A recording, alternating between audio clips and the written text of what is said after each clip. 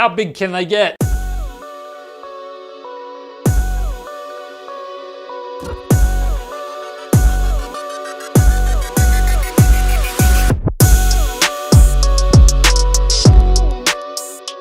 The RTX 3080 and 3090 has now dropped. And we are not only here to build a water-cooled PC with them, but we'll also be benchmarking these two beasts of a GPU against many other GPUs to see how they compare. And of course, at the end, we'll give you our final thoughts on these two GPUs. I hope you all enjoy the build.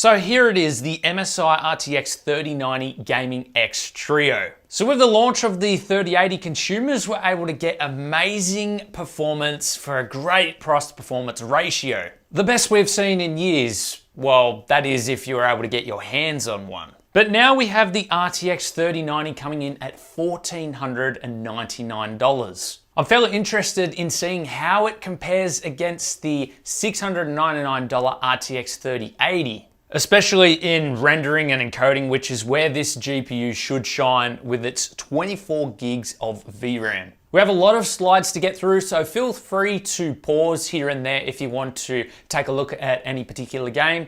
So sit back, relax, and I'll give my final thoughts at the end. Hope you all enjoy.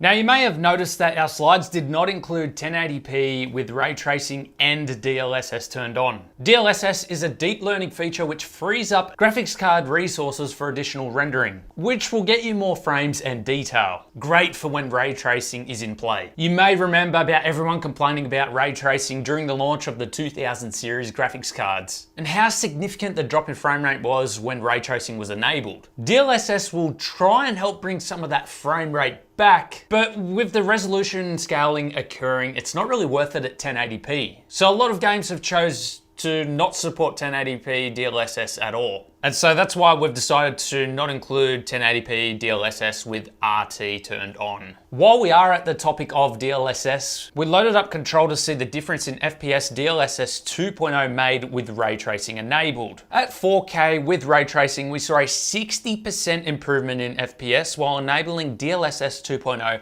for the RTX 3080, and we saw the exact same increase with the RTX 3090, starting at 42 FPS and jumping up to 105 FPS. Keeping in mind this is with a 1080p rendering resolution. Our 1080p results had both the 3080 and the 3090 heavily bottlenecked by the CPU. This put the 3080 anywhere from 4 to 16% faster than the 2080 Ti.